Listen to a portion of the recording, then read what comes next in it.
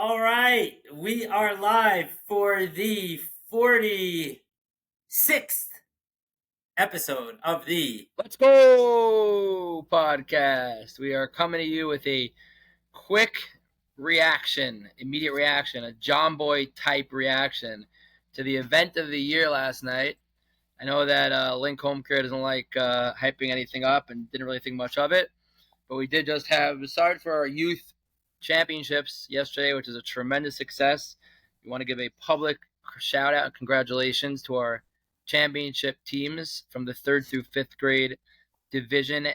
Adam Mermelstein, DDS, congrats. Annie's Kitchen, they defeated Annie's Kitchen in a tight battle. We thank Annie's Kitchen for all the food that they brought out for the night last night. It was an amazing night. And in the 6th through 8th grade division, thank you, D3 Media, with the championship win. Bruckner versus Diamondstein, the big battle of the heavyweights. They, surprisingly, actually pretty easily took down What's Up Electric. Thank you, Dovey Shiner, for your sponsorship as well. MS Motors, and I don't want to miss anyone. Gordon Companies. I don't want to miss anybody here, but we thank all of our sponsors for our first ever youth basketball program. Tremendous success. And speaking of basketball, we witnessed a heavyweight matchup. And it's a heavyweight matchup when legends like Steve Holland and the famous, legendary Mr. Doob, Mike Doob is his name, right? Come show up for the game. So, there's something going on when you have the legends in the house. Steve said that he's not in the same category as Mr. Mike Doob, but, I've known who Steve Holland was. I didn't know who Mike Doob was, but now that I know who Mike Doob was, oh boy, was it a chus for us to have them come in? But we want to recap the game quickly. It was an awesome battle. Link Homecare won by 9 points. I think it was 56-47 or 66-57 or 63-54. Low 60s to low 40s, low 50s, 10-point game, around 10-point game. Link didn't think it was much of a close game. I have a little bit of a different take on it. But Dave, what are you thinking?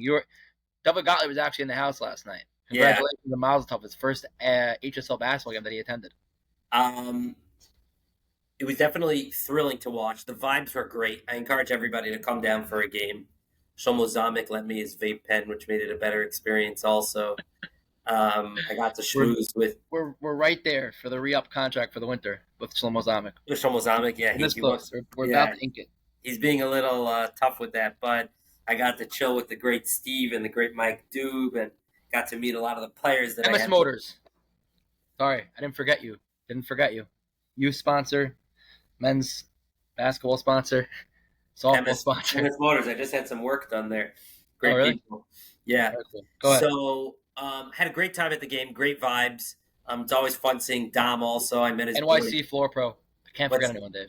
What? NYC Floor Pro. I can't forget any of our sponsors. It's not nice to them. No, it's not nice at all, Avi. Danino, Mr. and Mrs. Danino, we really appreciate you. Okay, yeah, sorry. Back to work. Back to work. So I had a great time at the game, and it was also a pleasure to see these two teams square off. I mean, there are some really talented guys. So, I went to Camp Heller back in the day, those camp games when Heller would play Manavu, had similar vibes to that. There's an intensity to basketball. The air was thick with the smell of testosterone and sweat. And two very talented teams. I guess, should I give you my impressions of the game, Avi? Yeah, let's hear it. I mean, this is your I was telling this to, I think, Jacoby and Wasser last night. I was saying it's really unfair to hear my take because as, the on-hand commissioner here, that's the league if Link Homecare would have got walloped, so I'm a little bit biased. But, Dave, you don't really have much of a, biasness a little bit, I guess, a little less at least, because you're not as actually hands-on involved. So I think your take actually matters more than my take here. Yeah, okay, could be. Although I'm not such an experienced basketball eye. I used to be into basketball, but it's been a while. So a couple of items. One is I missed the first couple of minutes of the game.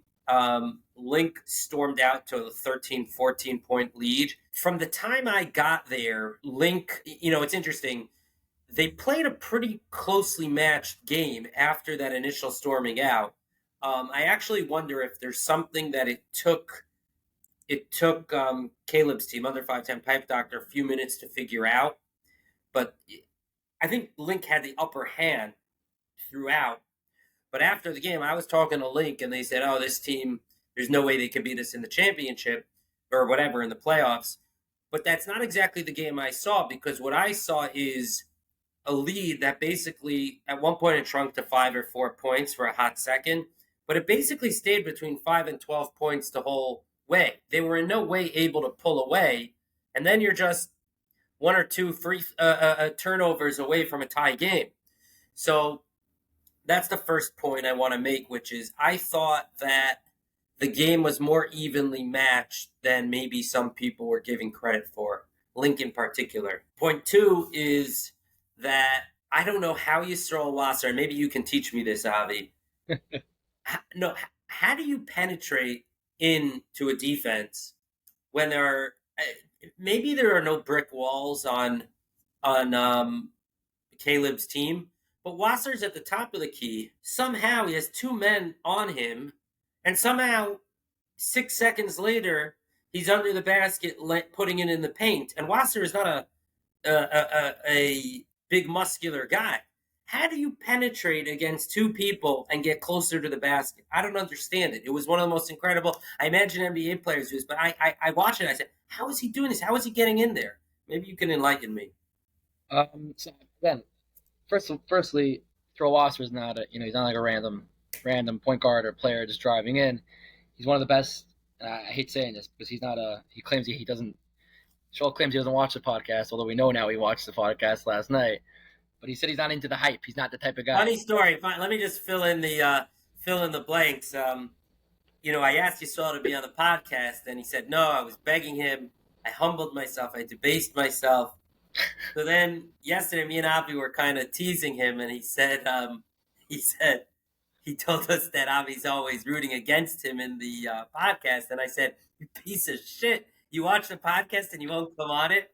And then Avi got really uncomfortable because apparently I'm not supposed to be apparently I'm not supposed to be cursing at the players. Although Mendy Warsh has been the recipient of that. So anyway, go on, Avi. No, so what I was saying is, Joel Wasser is saying he's a phenomenal basketball player. He's, he's not just a good player; he's an amazing player. He knows what he needs to do. He knows how to use his body. He knows how to penetrate. You don't have to be the biggest, strongest guy in the world. He uses his body tremendously. He knows basketball way more than I do, and I'm not a point guard in any stretch, so I can't exactly, dissect or diagnose how you drive inside. But he knows how to use his body. He uses it really well. He knows how to get inside and to penetrate the defense and find the open man. There was one play where, of course, classic, my phone storage was full, and he beautifully, I think it was either him or Jacoby, I'm not sure, but one of them penetrated the paint and passed it to Allswing down the lane, who just threw it down with the right hand. It was a phenomenal play. Of course, I missed it with the video. But the short answer is that these guys are pros. They're phenomenal. Wasser especially, but Jacoby, Allswing, Levinger, Aminoff, Bucks, and Ozzy, they've been playing together for years.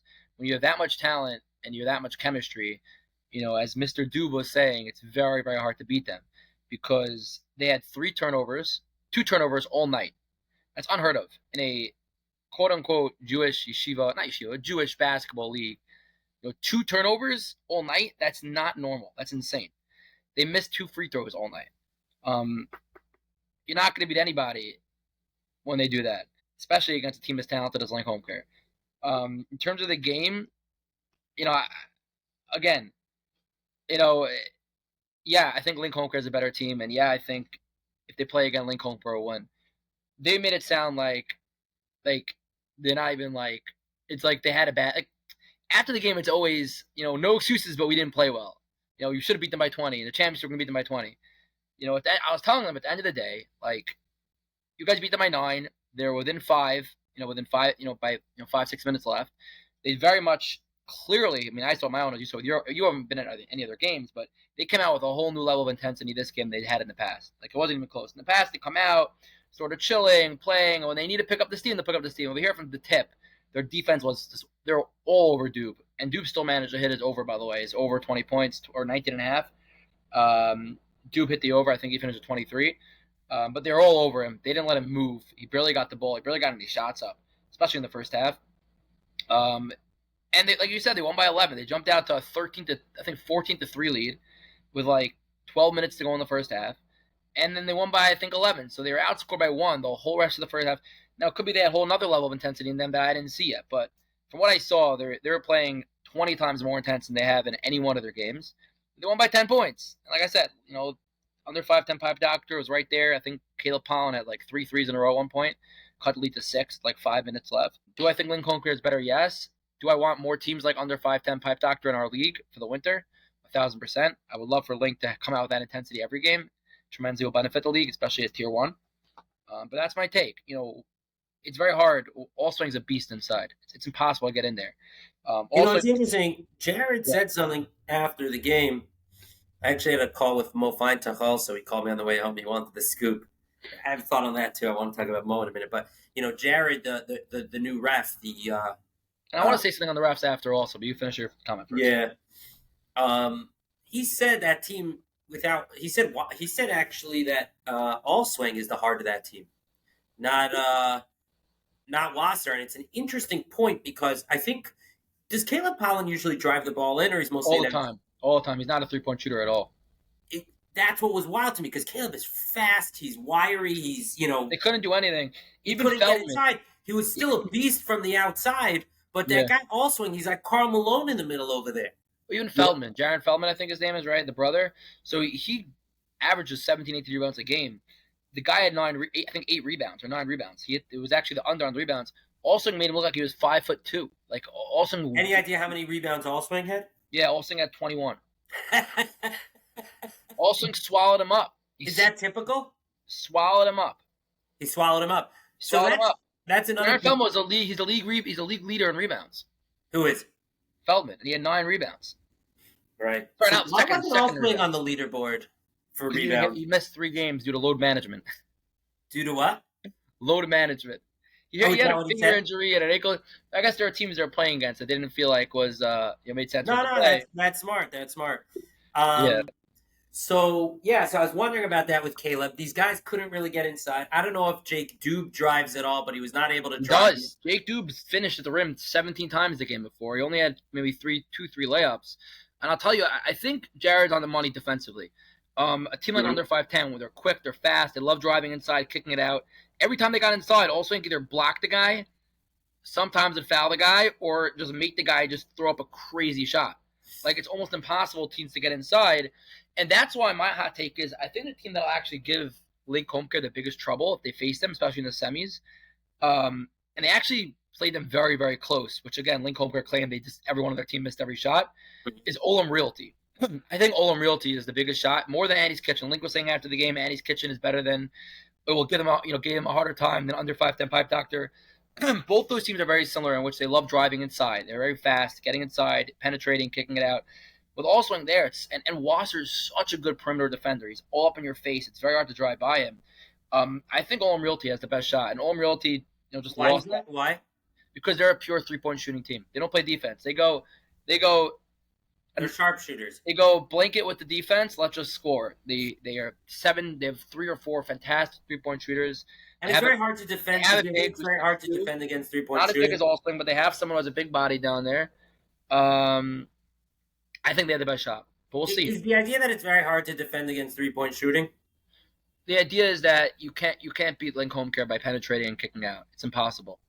Their perimeter defense is way too good. It's very hard to just get what I mean by that is you're not just driving by Wasser. Wasser's gonna bump you. He's gonna be on you. You're not just gonna go right by him with full speed into the lane. You're gonna be going in, with a body on you, and you're going right into Allswing, who's massive, like a 6'7" wingspan. It's very hard to penetrate and hit a layup, and even harder to penetrate and kick it out cleanly for a shot. How many times? So how does having 3-point shooters help? You're sticking around the perimeter. You're not getting inside. Okay. Imagine 3 Dubes on the outside. You're going to get shots up. You're going to hit a lot of them. Dube had to take shots that were incredibly difficult. He hit a lot of them, and even the ones he missed were right there. And the answer is and then Link also let's call it the second tier players. I didn't get a chance to schmooze with him, but that guy Jacoby has great. I think Jacoby's his name. Great defense. Jacoby had a good game. I think he had 14 points. Very well-rounded game. 14 points, 7 rebounds, 4 assists or something. Yossi Lavenger. Who else is there? Steinbucks, the social media sensation, and Ozzy Galvin. Oh, and Galvin. And Elnatan Amadoff, by the way, who actually didn't do much at all in that game. It's funny. He was silent. Did nothing. Only scored Steinbucks also. A lot of fun. We're hoping to get him on the pod tomorrow. Couple threes. Steinbucks, telling you that. Yeah. I said it last night. He's good for 2 threes a game, and he hit 2 threes. Okay, so now Okay, so now a couple of questions. Well, not really questions. A couple of things that I think under 5'10" could do different is at a certain point they were chucking the ball up. It felt like, Well, that's a result of not being able to penetrate the paint. but then they were taking bad looks. There was a point in the end of the second half where Link missed, I think I would say about 7 possessions in a row, didn't score, and they barely closed the gap. I think they should have slowed the game down. Um, just waited and waited for an open look. It could be could be a defense like that gets in your head, then you start taking bad looks. Yeah, that's what I think it was. Like I said, when you have a defense that's so tough down there, down low, it's very hard to drive and kick it out. You're also, I always say in basketball, a 9 point game is a 2 run game in softball. Last night felt different. Last night felt much different. Like it took so much energy for under 5'10" Pipe Doctor to cut the lead from 11-6. It took them like 10 minutes to do it, and they had to fight with every. Like, it felt like even though it was a 6 point game with 5 minutes left, it felt like they were just done. They were exhausted. Like the amount of energy it took them to gain 5 points, and I guess that's Link Homecare's perspective to try to from their point of view. It's that from their point of view, like under 5'10" Pipe Doctor, they brought everybody. They used up all their energy, and they're barely able to crawl gain 5 points on them in they're barely able to gain 5 points on them in 20 minutes or whatever it was, and then eventually Link. But what happened at the beginning of the game that they went down? Link just ran. The Link just they just ran silly on them at the beginning of the game. They pushed the ball. They got the rebound. They used their bodies. Also, had a couple buckets. Wasser had a 3 and a 2. And then Bucks, I think, hit a 3 to make it 14. They're under 5'10" is a small team. Which, again, they are, but Feldman's a big boy. He's been beasting it up down low. But Who's a big boy? Logan Feldman? No, it's brother. Jaron Feldman. But Ari also, there's no comparison there. The only guy who gave him a little bit of trouble, and Ari's not going to like me saying this, is Binomi Yormark on MS Motors. He's Ari's height. Ari is a bigger wingspan. I think he jumps higher. But he gave him a little bit of trouble. Other than that, like Ari does whatever he wants down low. Like he's just a fantastic player. He's incredible. So I don't know how you guard him. The way you guard him, you got to just keep him out of the paint. Also, you got to just keep someone all the way up. Keep somebody like that out of the paint, though. You got to just get your body up there and be willing to foul if you need to. I don't know. It's got to be super aggressive up top and not let him get positioning down low. All right. So I think we should jump soon. How you wanted to say something about the actually AB Lowe I got to meet. I had interviewed a couple of under 5'10" Pipe Doctors. They all said AB Lowe is the best ball handler. He didn't disappoint. Quite a ball handler, behind the back, through the legs. Really moves the ball well. He told me he wasn't happy with his game. We're hoping to have him on tomorrow to talk about it. But Avi, you said you wanted to make a comment about. Yeah, we're also hoping to have the great Mr. Doob on as well. Coming up, so that should be excited. I want to just say on the refs. So, I know there's a lot of talk throughout the game. And as Dave pointed out, there was no real talk after the game, which is always a good sign. Dom and Jared are, they've been reffing basketball for a long time. We're so happy to have them. They ref the right way. Now, did they have the best nights last night? I don't think so. There are definitely calls that they missed. But however, if you're going to miss calls, you got to be consistent. And if you're going to have a bad reffing night, it's much better to have it with the whistle in your mouth, or out of your mouth than in your mouth. They're old style refs. They're 1990s style refs. They believe that if you're driving the paint against 3 guys, you're going to get hit by somebody. And if it's not affecting the shot, you're not calling the foul. So I want to give a shout out to Dom and Jared, and I appreciate it. Like Dave was saying, that was a super intense game. So even if they would have called a perfect game, there would have been a lot of people up in, a lot of intensity and a lot of uproar no matter what. I think they did a great job. Also, just their presence, being so in control of the game. Like when you have that type of intensity, it's very hard to control a game, and I think they did a fantastic job. I think Jared started going back, screaming at one of the players. So they might have lost it a little bit. For the most part, Dom and Jared did a fantastic job keeping control of the game. So, I'm going to share this. I'm going to share this with the audience. It's interesting. I'm getting involved in helping you, Avi, run these leagues and stuff. When you're a player, you don't view the refs as human beings. Good day at the office, bad day at the office. You don't see them that way. You kind of expect them to be perfect, and you don't think of them as having emotions. It's kind of obvious, but I realize they're obviously people, but they're also personnel, like within the HSL. So Dom called me after the game yesterday. He said, "How are the vibes? What did you think?" I said, "I think you guys did a great job. I think you controlled the game. He's like, oh, people were yelling at us. I said, I think you guys did such a good job controlling it that I don't think anybody's going to be talking about the refs tomorrow, even if there are a few pissed off calls. And I realized I think it's very important also for I'm not the commissioner, obviously, but the commissioner to have the refs back. It's the refs game, um, and that helps him feel better. And I think ultimately it helps the players feel better. Also, public service announcement to the Yeah. players, and again, I love our players. We need our players to make our league run.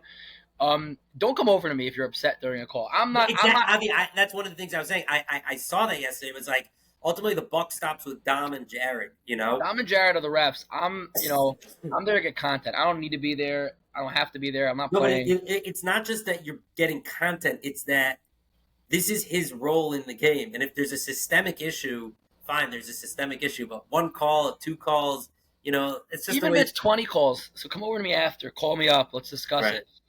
Besides the fact that you're showing up the refs, like that's not like there's nothing that in the moment. I'm not like telling the ref, okay, you're done. Let me step in for you. Like it's not happening. Yeah, we got to wrap. And But I just want to give one shout out to Mo Feintuch because yeah, we were texting 2 nights ago, and he said, "Oh, I think Wasser's going to win. He's no BS kind of thing." Not that most uses the word BS, but I said, "Okay, we'll see." He said last night he calls me after the game. He says, "So who won?" And I tell him Caleb's team lost by 10, whatever. And he's like, "Oh, I knew it." I said, "I know you told me." I said, "How do you know?" He said, "I'm around sports a long time. I just get a feel for these things very quickly."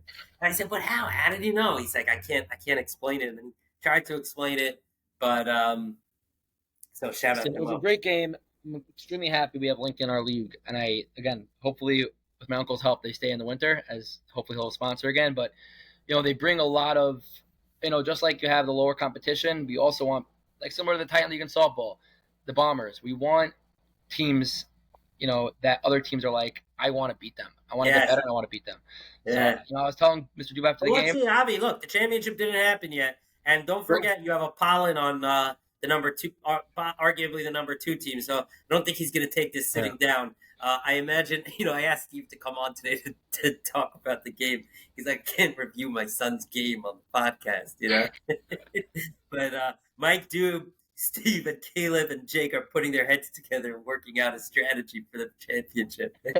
Well, they have to get there first, by the way. They're not going to have Right? an easy semifinal game. And, whoever it is, Annie's Kitchen, Olam Realty, MS Motors, even the Blythe Vipers, who beat Olam Realty last night, probably miles up to the Blythe Vipers, and Captain Dylan Kaufman on making the playoffs. And shout out to CTC and Alan David Custom, Mayor Kringle, Jeremy Tabak for joining us. Jeremy Tabak's coming back for the winter. We're very excited to have them back. So thank you to them. Well, I'm assuming we'll have an episode before the playoffs start on Sunday. To preview the playoffs. We have our one game on Sunday. We have another game on Thursday. Semi starting the following Sunday and championship that Thursday. So a lot of playoff basketball coming up in the next couple of weeks. We have a 1 or 2 week break and then right into winter basketball at the end of December. So All a right. lot of Let's fun stuff jump coming on it. up. Congratulations, Link Homecare again on your big win. You you proved me wrong for now. Plenty of time left, and they still need to win one more on Sunday to go 8-0. Perfect All season right. is still in the balance. Thanks, guys.